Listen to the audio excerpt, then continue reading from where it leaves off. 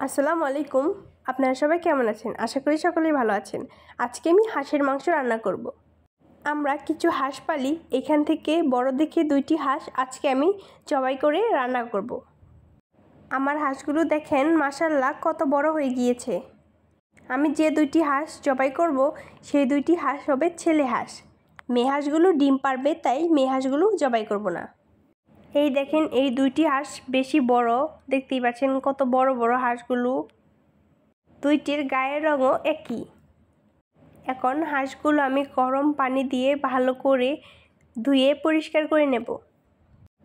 হাঁসের মাংস খেতে হলে অনেক কষ্ট করতে হবে, কেননা হাঁসের মাংসের মধ্যে প্রচুর পরিমাণে ছোট ছোট লোম থাকে। এগুলো আমি পরিষ্কার করে নিয়েছি। এখন চলে যাব রান্নায়। পরিমাণ মতো তেল দিয়ে পেঁয়াজ কাঁচামরিচ হালকা ভেজে নেব। এরপর এখানে দিয়ে দিচ্ছি তেজপাতা, এলাচ, দারচিনি, আদা বাটা, রসুন বাটা, জিরে বাটা। এই যে দেখেন হাঁসটার কত সুন্দর কালার, মাংসের দেখেই হয়তো বুঝতে পারছেন। এই 2টি হাঁসে অনেকগুলো মাংস হয়েছে। 2টি হাঁসের ওজন প্রায় 3 কেজির মতো। কেটে বেছে ধোয়ার পরে তাহলেই বুঝতে পারছেন হাঁসগুলো কতটা বড় হয়ে গিয়েছে। বাটা মশলা দেওয়ার পর এখন আমি গুঁড়া মশলা দিয়ে দিব। প্রথমে দিয়ে দিব হলুদের গুঁড়া, মরিচের গুঁড়া, সজের গুঁড়া এবং স্বাদমতো লবণ। এগুলো দিয়ে পরিমাণ মতো পানি দিয়ে মশলাটাকে ভালো করে কষিয়ে নিতে হবে। মাংস রান্না করলে অবশ্যই আপনাকে মশলাটাকে ভালো করে কষাতে হবে। মশলাটা যত কষাবেন মাংসের টেস্টটা ঠিক ততটাই বাড়বে। মশলা থেকে যখন তেল ছেড়ে দেবে তখন আমি মশলার মধ্যে মাংসটা দিয়ে দেব।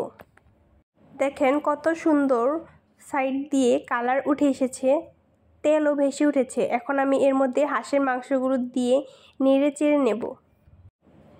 মশলা আর মাংস ভালো করে মিশানোর পরে পানি ছাড়া এই মাংসটাকে অনেকক্ষণ রান্না করে নেব।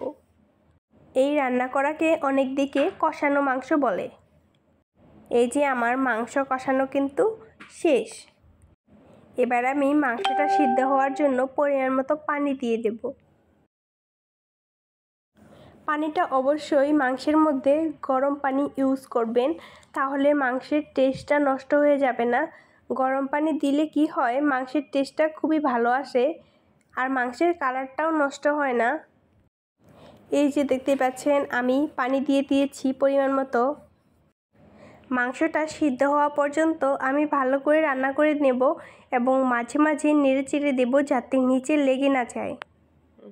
ফাইনালি আমার দেশি হাঁসের মাংস রান্না করা শেষ। দেখতেই পাচ্ছেন কতটা সুন্দর কালার এসেছে।